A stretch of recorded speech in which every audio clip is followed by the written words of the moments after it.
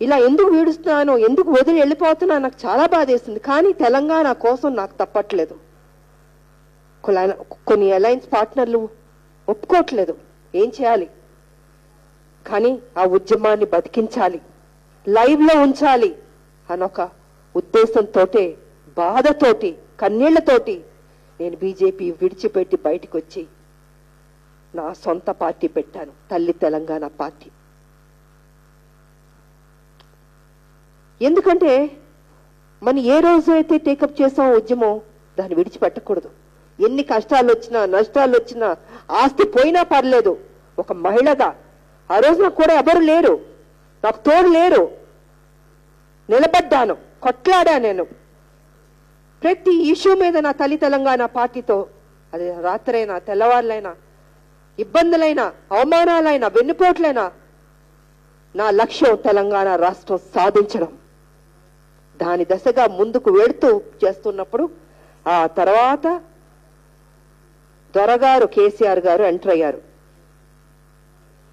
ఏది మేమందరం ఉద్యమం చేస్తున్నప్పుడు తెలంగాణ కోసం కొట్లాడుతున్నారని, ఆయన టీడీపీలో మంత్రి పదవి రాలేదని బయటికి రావడం జరిగింది. ఆ సమయంలో తెలంగాణ కోసం కొట్లాడుతున్నారు వీళ్ళు, ఈ లైన్ తీసుకోవచ్చు కదా అనుకుని ఆయన వేరే ఆలోచనతో తెలంగాణ ఉద్యమం లైన్ తీసుకున్నాడు.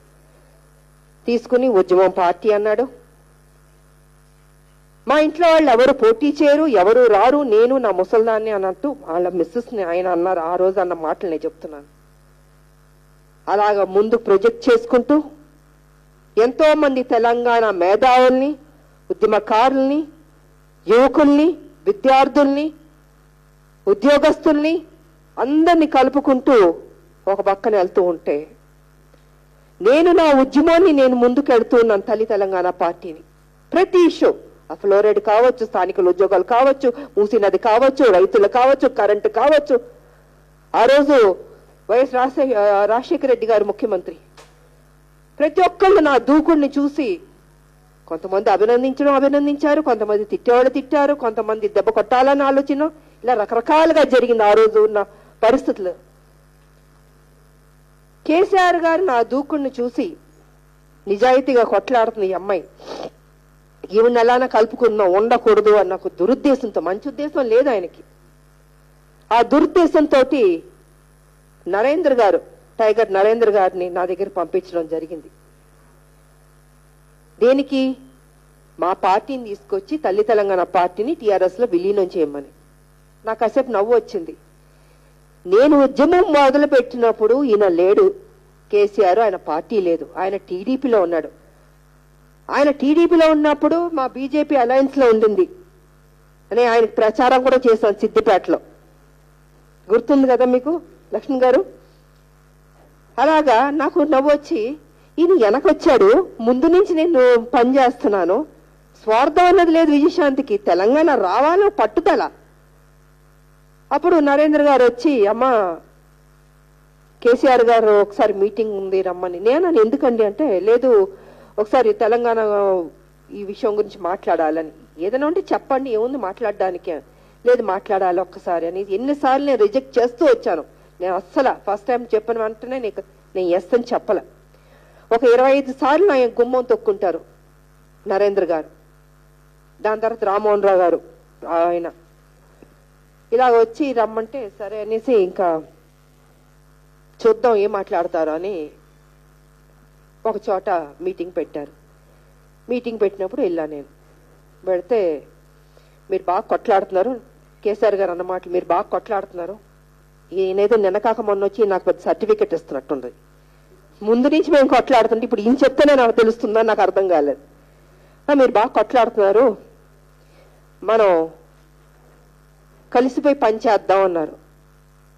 కలిసిపోయి పనిచేయడం ఏంటండి, నా తల్లి తెలంగాణ పార్టీ ఉంది, మీరు నిన్నకాక మొన్న వచ్చారు టీఆర్ఎస్ పార్టీ, ఓకే మీ దారిలో మీరు వెళ్ళండి, నా దారిలోనే వెళ్తాను అన్నా.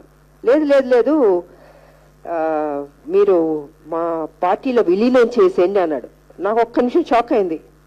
ఇదేంట్రా ఇది, విలీనం ఎందుకు చేయాలండి, దేనికి చేయాలండి, మీ దయదాక్షిణతోనే బతుకుతున్నానా, మీ పర్మిషన్ తీసుకునే నేను ఉద్యమాలు చేస్తున్నానా, కొట్లాడుతున్నానా, మీకంటే ముందు నుంచి నేను ఈ లైన్ తీసుకున్నాను. అని అన్నాను. లేదు లేదని ఇంకా ఆయన నా మీద ప్రెషర్ పెట్టడం, స్లోగా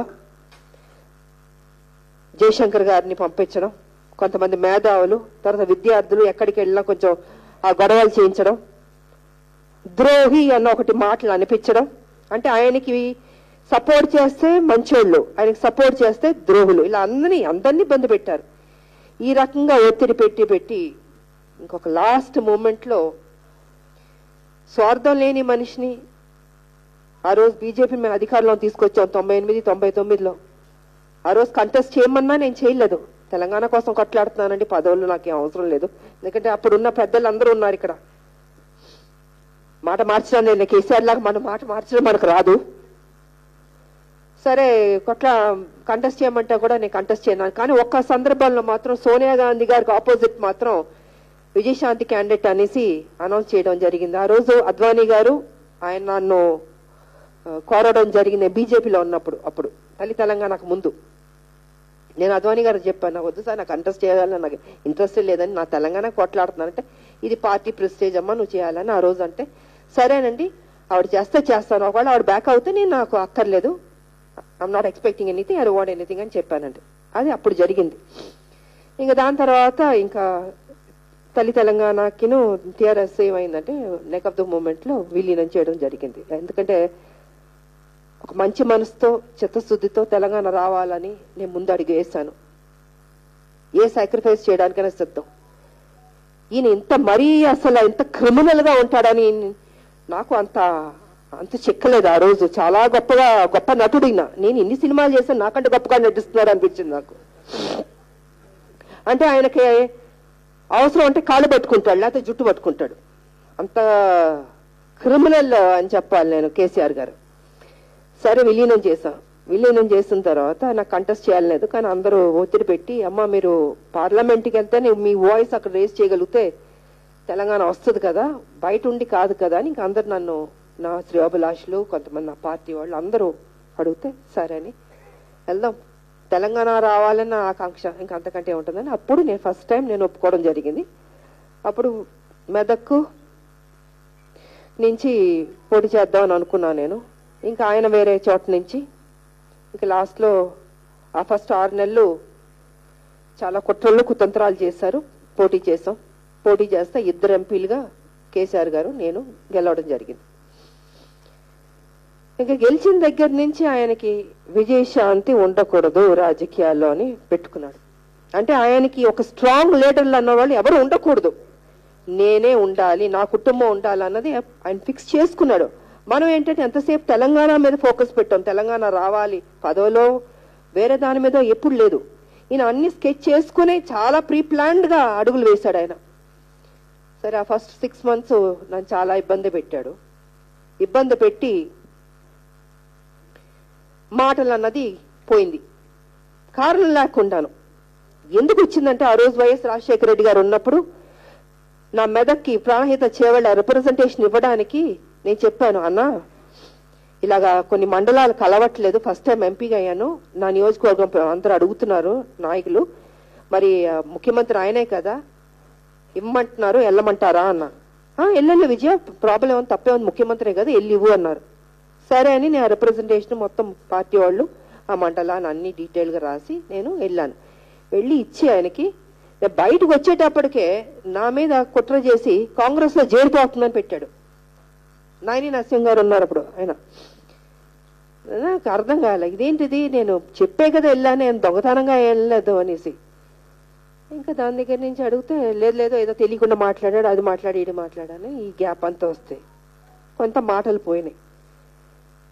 సరే అప్పుడు ఉద్యమాల పక్కన జరుగుతుంటే ఇంకొక కుట్ర నా మీద ఏం చేశాడంటే,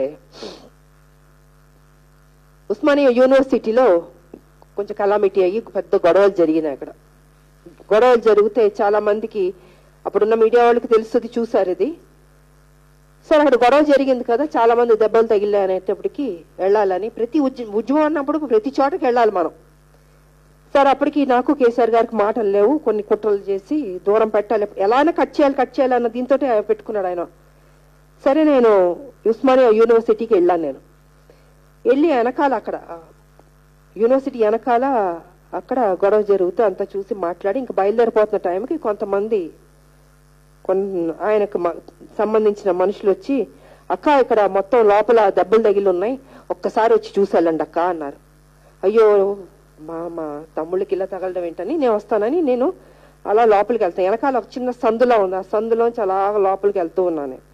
నా వెనకాల నా గన్మెన్ గానీ నా మనుషులు గానీ ఒక్కొక్కటి సినిమాలో చూపించినట్టు వెనక అందరినీ అటులాగి ఇట్లాగి తీరా లోపలికి వెళ్ళేటప్పటికి ఇలాగా మొత్తం ఓపెన్ ప్లేస్ ఉంది. 5,000 మంది విద్యార్థులు ఉన్నారు అక్కడ. దెబ్బ తగిలిన వాళ్ళు లేరు. నేను వెనక్కి తిరిగి చూస్తే నా వాళ్ళు ఎవరు లేరు, నా గన్మెన్ లేరు, నా మనుషులు లేరు. నేను ఒక్కదాన్ని అయిపోయాను.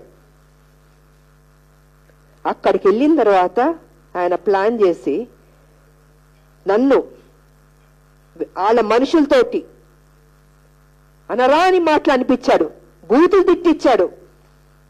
అక్కడ ఆ రోజు ప్రొఫెసర్లు, లెక్చర్లు, విద్యార్థులు, ఆడవాళ్ళు, మగవాళ్ళు అందరూ ఉన్నారు. 5,000 మంది.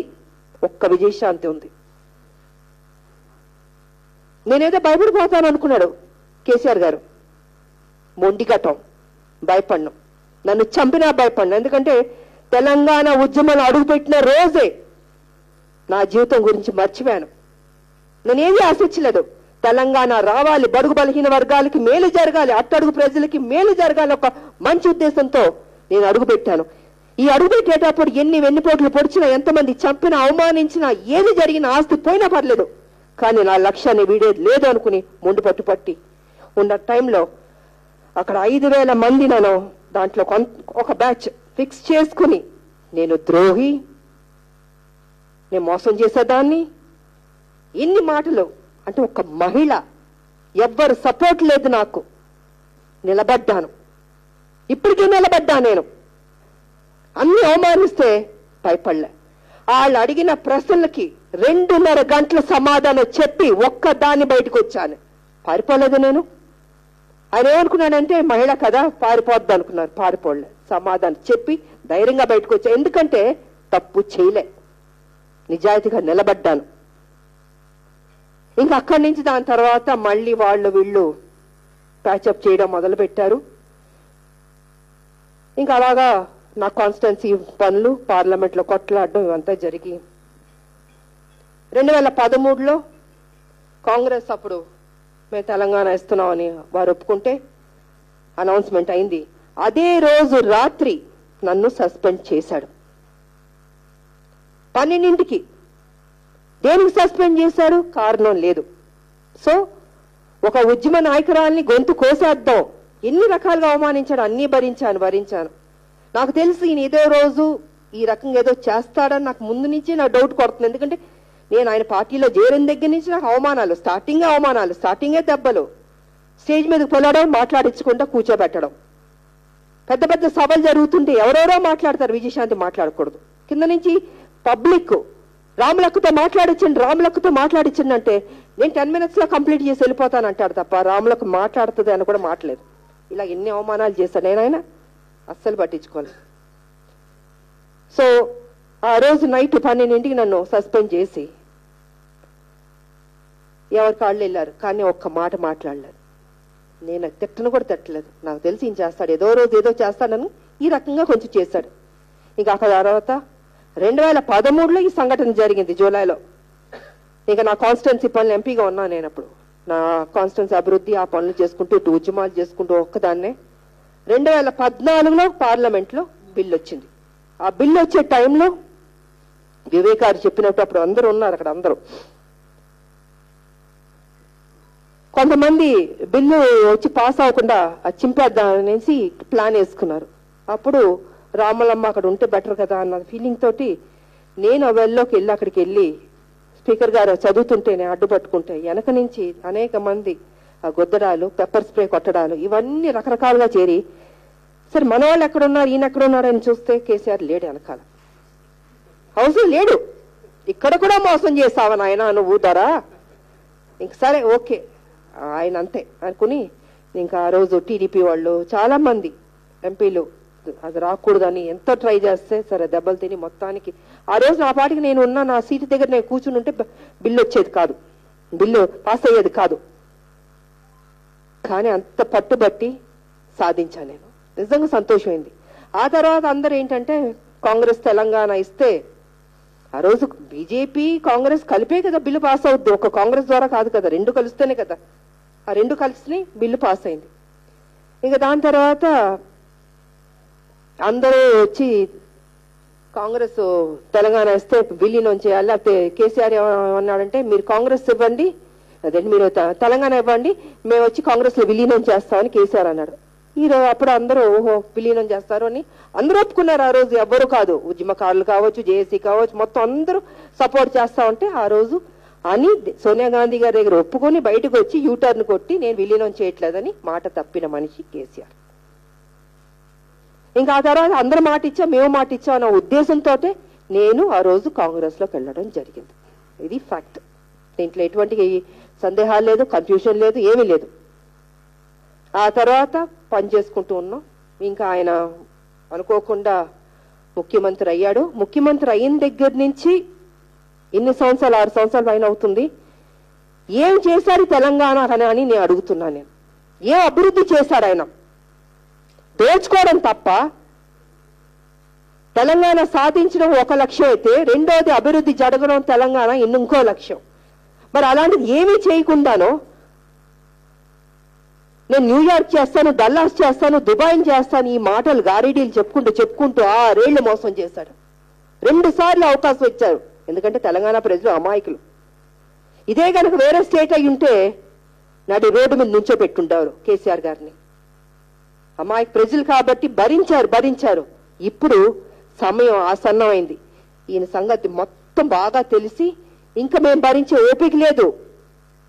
అటు కాంగ్రెస్ చూస్తే పదవుల కోసం కొట్లాడడం జరుగుతుంది, మీరు చూస్తున్నారు. ఇంకా అది జరుగుతుంది. మధ్యలో కాంగ్రెస్ ను టీఆర్ఎస్ బాగా మంచి మ్యాచ్ ఫిక్సింగ్ అయింది. అంటే మొత్తం అందరినీ బకరాజం చేశాడు మిస్టర్ కేసీఆర్. ఏ పార్టీ ఉండకూడదు, అపోజిషన్ వాళ్ళు ఉండకూడదు. నేను నిజాంని, లైఫ్ లో నేను, నా కొడుకు, నా కూతురు, నా ఫ్యామిలీ, నా మనవరాలు ఇళ్ల పరిపాలించాలన్న ఒక నీచమైన ఆలోచనతో గేమ్ ప్లే చేశాడు. కాంగ్రెస్ ని కొట్టాడు, బీజేపీని కొట్టాడు అనుకున్నాడు. కానీ దేవుడు అన్నవాడు ఒకడు ఉన్నాడు.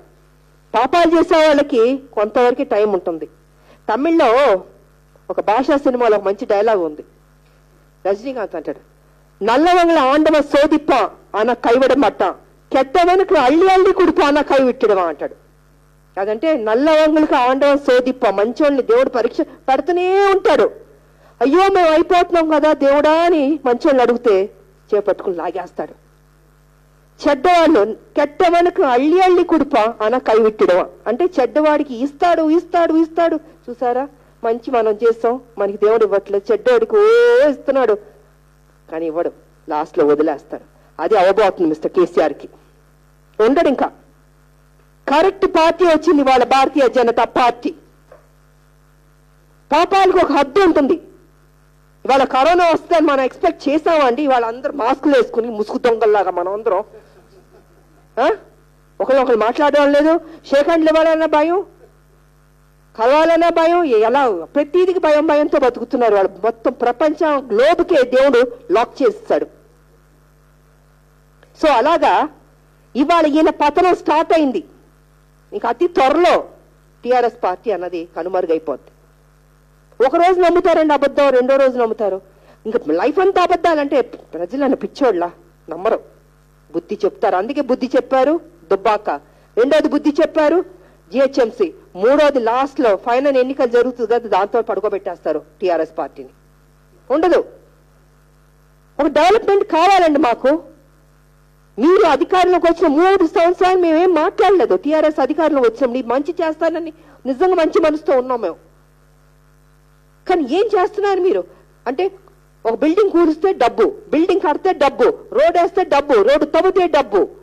ఎన్ని డబ్బు అండి? డబ్బుని తీసి నెత్తి మీద కొట్టుకుంటారా అండి? ఏం చేసుకుంటారు ద్వారా? నేను ఒకటే మాట్లాడుతున్నాను, తెలంగాణ కోసం ఎంతమంది చనిపోయారో ఇవాళ వాళ్ళ శవాల మీద కూర్చుని నువ్వు పరిపాలిస్తున్నావు. ఐఎమ్ సారీ టు సే అండి, నాకు చాలా బాధేసి చెప్తున్నాను నేను. వాళ్ళు బాధ్యత ఉన్నాయండి ఆయనకి.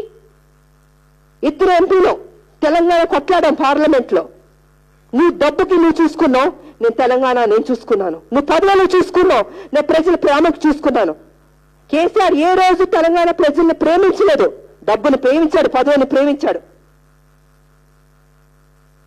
మరి అలాంటి ఆయనకి ఒక మంచి ఉద్దేశం రమ్మంటే ఏమొస్తుంది? డెవలప్మెంట్ చేయమంటే ఏమొస్తుంది? పెద్ద దొరగారు, చిన్న దొరగారు ఎక్కడో రోడ్లు గొయ్యలుంటే చెప్పండి 1000 రూపాయలు అంటారు. మొత్తం తెలంగాణ మొత్తం గొయ్యలే. ఇస్తాడా డబ్బులు అందరికీ? మన వరదలు వస్తే హైదరాబాద్ లో ఏం చెప్పాడు? ఎన్నికలకు ముందు మీ సేవకి వెళ్ళండి అన్నాడు.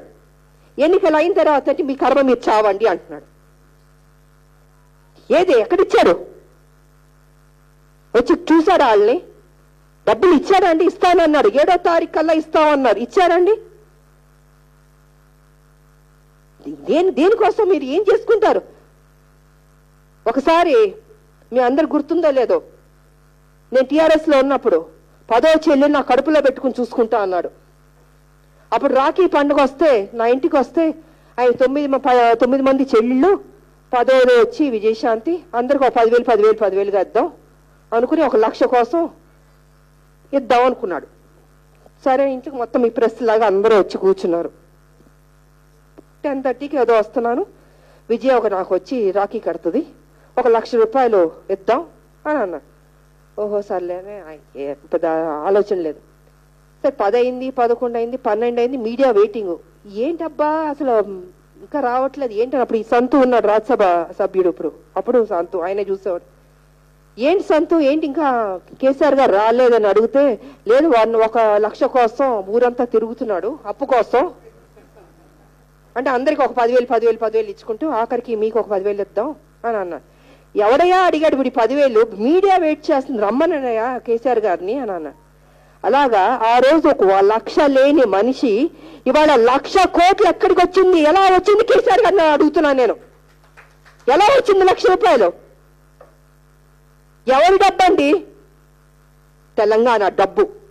తెలంగాణ మేము తీసుకొచ్చింది తెలంగాణ ప్రజల కోసం, కానీ ఈయన కొడుకి, కూతురి, అల్లుడు మొత్తం హోల్ ఫ్యామిలీ కోసం మేము తెలంగాణ తీసుకురాలే. వాళ్ళ కేసీఆర్ గారు వాళ్ళ రక్తం గుర్తెట్టున్నాడు, తెలంగాణ ప్రజల రక్తం గుర్తెట్టున్నాడు. ఆయనకు సిగ్గు సరే ఉంటే ఏ డబ్బు తిన్నావో ఆ డబ్బు మొత్తం తెలంగాణకు పంచిపెట్టు. ఇది వాళ్ళ సొత్తు, తెలంగాణ వాళ్ళ సొత్తు, తెలంగాణ ప్రజల సొత్తు, వాళ్ళకి చేరాలి. దాంట్లో ఏలు పెట్టి దోచుకునే హక్కు ఎవరికీ లేదు. కానీ ఆయన ఇవ్వడు. 1,00,000 కోట్లు దాటాను కదా, ఇంకా 2వ లక్షకి వెళ్దామా, అంబానీ మించిపోద్దామన్న ఊహల్లో ఉన్నాడు ఆయన. ఎవరు చస్తే నాకేంటి, తెలంగాణ ఎలా పోతే నాకేంటి, డెవలప్మెంట్ కాకపోతే నాకేంటి, అందరూ నా కింద బానిసలుగా ఉండాలి అన్నది దొర ఆలోచన. కాబట్టి ఇలాంటి మనిషిని మనం బాగు చేద్దాం అనుకుంటే మనం పిచ్చోళ్ళం అవుతాం. ఒకటి మనం అసలు ఆ పార్టీనే లేకుండా చేసి బీజేపీని బతికించుకుంటే తెలంగాణ బాగుపడుతుంది. 4,00,000 కోట్లకి వెళ్ళిందండి. ఇప్పుడైనా మేలుకోండి అని అందరినీ నేను కోరుకుంటున్నాను. తెలంగాణ తీసుకొచ్చిన మనిషిగా చేతులు దులిపేసుకోవట్లేదు. డెవలప్మెంట్ అవ్వాలి. ఇక కనపడుతుంది ఒక బీజేపీ ఒక్కటే. దేవుడు అన్నవాడు ఉన్నాడు కాబట్టి బీజేపీకి ఒక మంచి చేపిస్తున్నాడు. ఏమో దేవుడు ఈ రూపంలో వచ్చి తీసుకొచ్చి చేస్తున్నాడేమో. కాబట్టి ఇంకా బీజేపీయే ఆల్టర్నేట్. ఎందుకంటే ఒక క్రమశిక్షణ ఉంది బీజేపీకి, నాకు తెలిసింది. గతంలో నేను పనిచేశాను. ఆ రోజు చంద్రబాబు నాయుడు గారి వల్ల తెలంగాణ అడ్డుపడుతున్నారు కాబట్టి నేను బయటకు వచ్చాను, లేకపోతే నా జీవితంలో బయటకు వచ్చి ఉండేదానే కాదు. ఎన్ని మలుపులు తిరుగుతూ ప్రతి మలుపు తెలంగాణ విడిచిపెట్టలేదండి. చివరిదాకా ఒక మహిళగా తెలంగాణ ఆడబిడ్డగా పట్టుకొని నిలబడి బిల్లు పాస్ ఏరుకున్నాను. ఇప్పటికీ నేను పోరాడుతూనే ఉన్నాను. ఎందుకంటే తెలంగాణ అన్నది డెవలప్మెంట్ ముఖ్యం నాకు. యువకులు కావచ్చు, ఉద్యోగాలు లేవు, రైతులకు బేడీలేసి రోడ్డు మీద నడిపించిన సంఘటనలు మీ అందరికీ తెలుసు. మిస్టర్ కేసీఆర్ గారు ఖమ్మంలో ఇవాళ వచ్చి రైతుల గురించి అనేసి మాట్లాడుతున్నాడు. సన్న బియ్యం వేయమని ఎవరు చెప్పారండి? కేసీఆర్ గారు కాదా? దొడ్డు బియ్యం వేసుకుంటానంటే సన్న బియ్యం వేయమని చెప్పి వాళ్ళు బలవంతం పెట్టి ఏపిచ్చి అది నష్టపోతే కనీసం పట్టించుకున్నాడండి కేసీఆర్ గారు? పట్టించుకోలే. వాళ్ళు ఎకరాలు తగలబెట్టుకుని చాలా మంది రైతులు చనిపోతుంటే ఇది విడిచిపెట్టంట, అక్కడ బంద్కు సపోర్ట్ అంట. ఏ మాట మీద నిలబడ్డాడు? ఏం క్లారిటీ ఉంది మనిషికి? అడ్మినిస్ట్రేషన్ రాదు. ఆయన తెలివంతా డబ్బు ఎలా తీసుకుందాం, ఏ పార్టీని పడుకోబెడదాం, ఏ పార్టీని గొంతు కోసేద్దాం, నేను ఒక్కడిని అలా ఉండాలి, ఈ ఆలోచన తప్ప ఆయన ఏ సెక్షన్ ప్రజలకి మేలు చేయలేదు. ఇది వాస్తవం. కాబట్టి ఇవాళ ఆల్టర్నేట్ అన్నది బీజేపీ ఉంది. బీజేపీ ద్వారానే తెలంగాణకి డెవలప్ అవుతుందని కూడా మాకు ఆ నమ్మకం ఉంది. సో మోడీ గారి నాయకత్వంలో పనిచేయడానికి మేము సిద్ధంగా ఉన్నాము. అమిత్ షా గారు వారి గైడెన్స్ తోటి ముందుకు వెళ్తాం. నడ్డా గారు ఒక చక్కటి కుటుంబంగా అందరం కలిసికట్టుగా ముందుకు వెళ్ళి ఈ తెలంగాణ కాపాడాల్సిన బాధ్యత అందరికీ ఉంది. మాకే కాదు, ప్రతి మీకు ఉండొచ్చు. మీరు తెలంగాణలో ఉంటున్నారు, మేము తెలంగాణ ఉంటున్నాం, తెలంగాణ ప్రజలు ఉంటున్నారు. సో మన అందరి బాధ్యత అండి తెలంగాణను కాపాడాలంటే అది బీజేపీ ద్వారానే సాధ్యం అవుతుంది.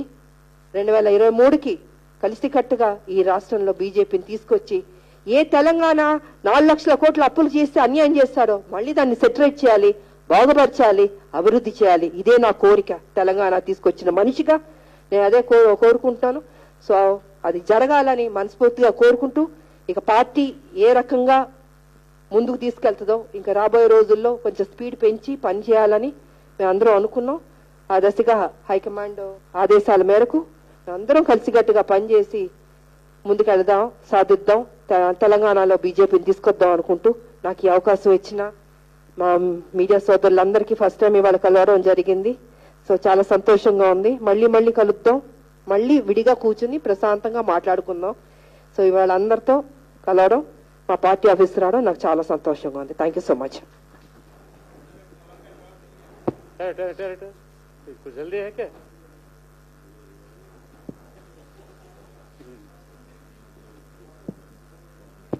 ఫ్రెండ్స్, గ్రేటర్ హైదరాబాదు ఎన్నికల ఘట్టం పూర్తయింది. ప్రజలు చాలా స్పష్టమైనటువంటి తీర్పు టీఆర్ఎస్కు వ్యతిరేకంగా బీజేపీకి సానుకూలంగా తీర్పునిచ్చినప్పటికీ పాలక మండలి ఏర్పాటుకు ఈరోజు కేసీఆర్ గారు తటపటాయిస్తా ఉన్నారు.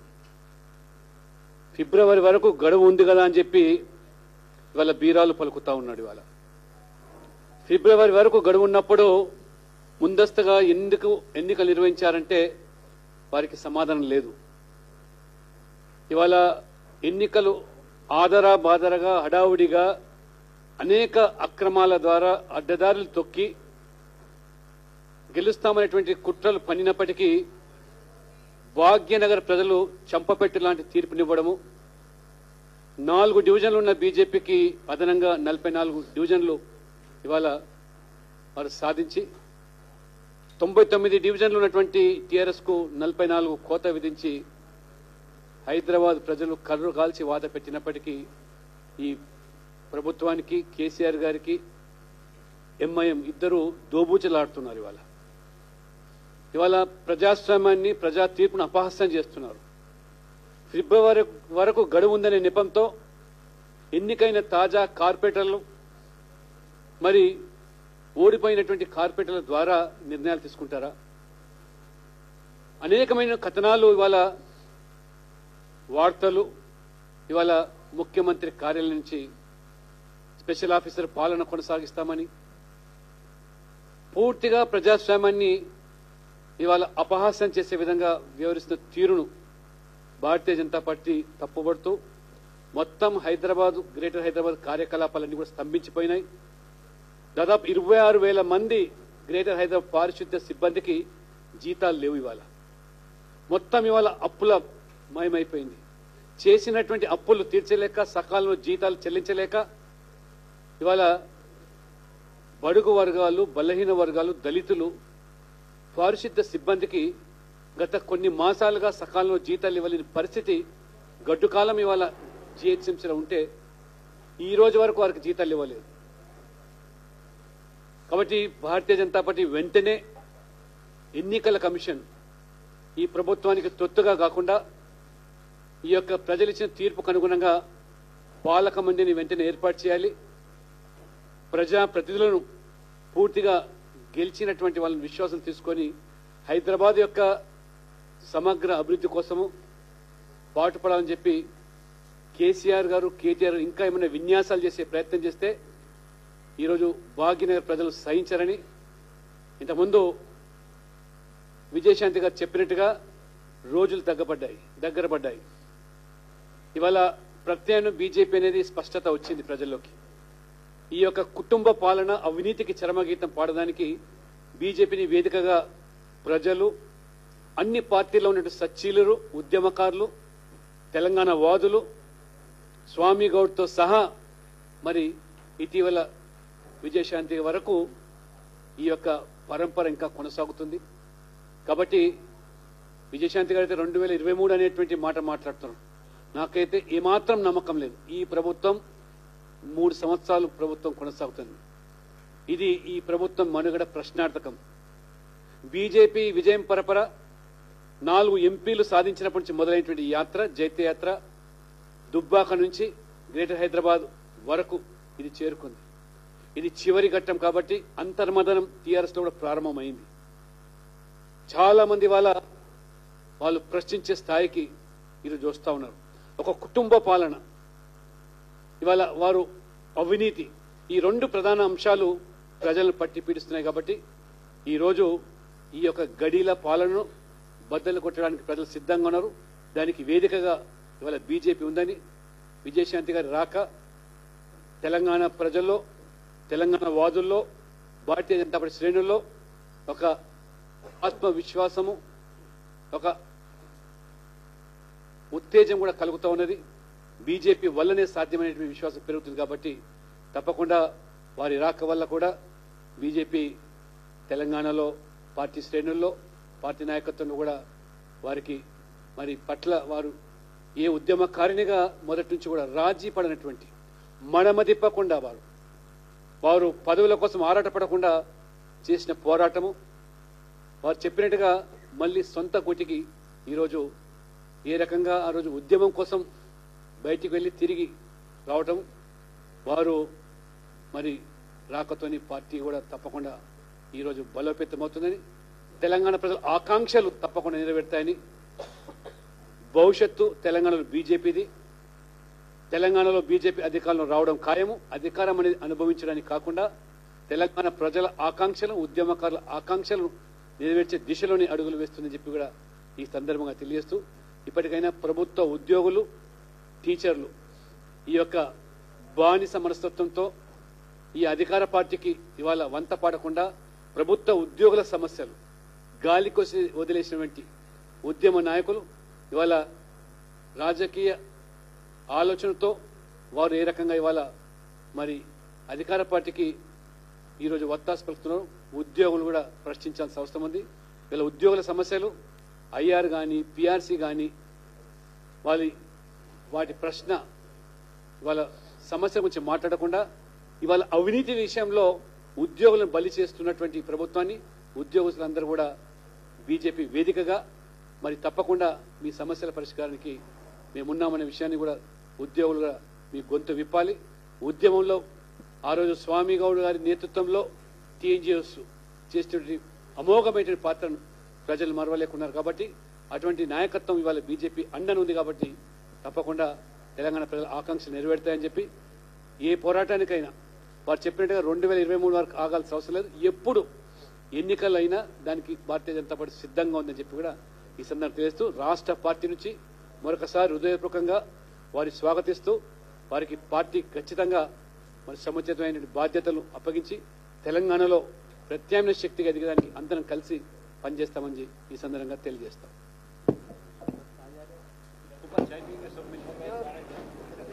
ధన్యవాదాలు.